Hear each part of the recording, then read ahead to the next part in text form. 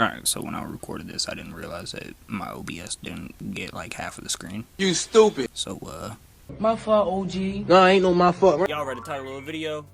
I'm just gonna get right into it. Just how to make jazz beats or quarter zip type beats. Alright, so the first thing that I'm gonna do is I'm gonna make a basic little chord progression. I got an electric piano pulled up. You also want to strum the chords to make it sound nice and realistic, you know. So we got our melody done, and let's hear it.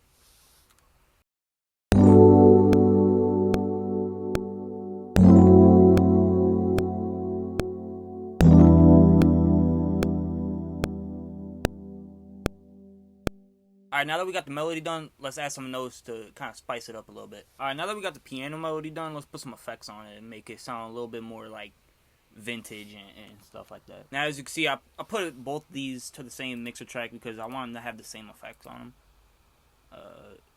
So I'm just going to add maybe some chorus, some phaser, maybe a flanger, EQ, a little bit of compressor. Nothing too major. Alright, so I added some effects.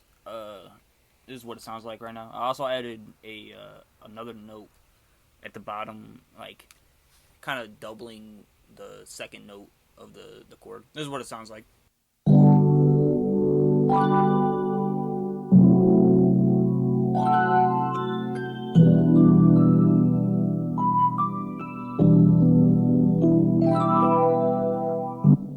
Alright, so the next thing I'm going to do is I'm going to add a bass line.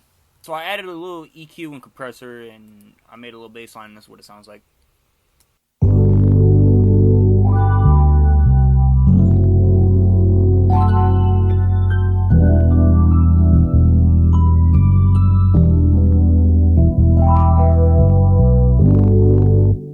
If y'all drinking coffee and y'all made it this far into the video, I'm not gonna lie, man. Y'all need to get y'all stuff a polo quarter zip. Alright, back to the video. Next thing I'm gonna do is I'm gonna add a little glockenspiel. So what I like to do with a lot of my glockenspiel is I like to double it because it makes the sound just a little thicker.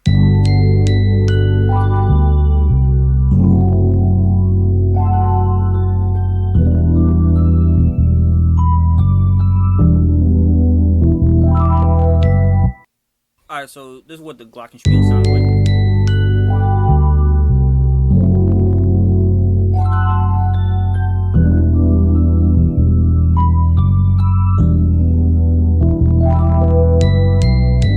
Alright, so the next thing we're going to add is some strings. Now, I'm not going to lie, this is one of my favorite parts of making soul samples and, like, jazz samples, because, like, it just brings everything together, you know? So I just added the strings, and this is what it sounds like.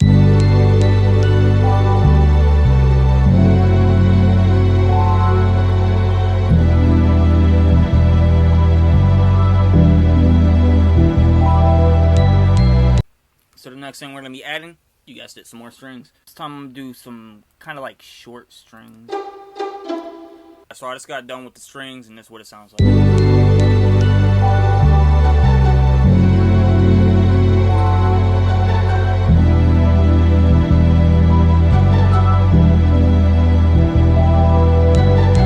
If y'all can't tell, one of the biggest things when it comes to making these like vintage sounding samples is having a lot of things that just layer and just like panning stuff out and having a bunch of ear candy in it.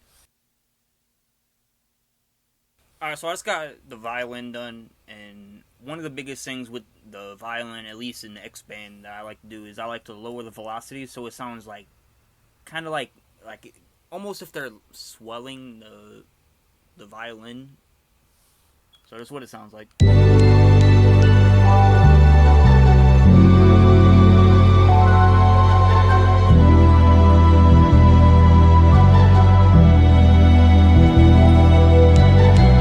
So the next thing I'm going to be putting in is I'm going to be putting in some trumpet. Alright, so I got the trumpet down, and this is what it sounds like.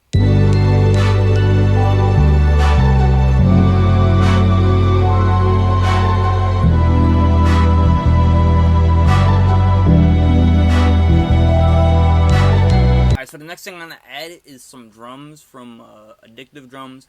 Now, I'm not going to lie, I suck at programming drums, so I'm just going to drag and drop some drums in there. So this part's not really going to be that exciting. Alright, so I just got the drums done, and this is what the drums sound like.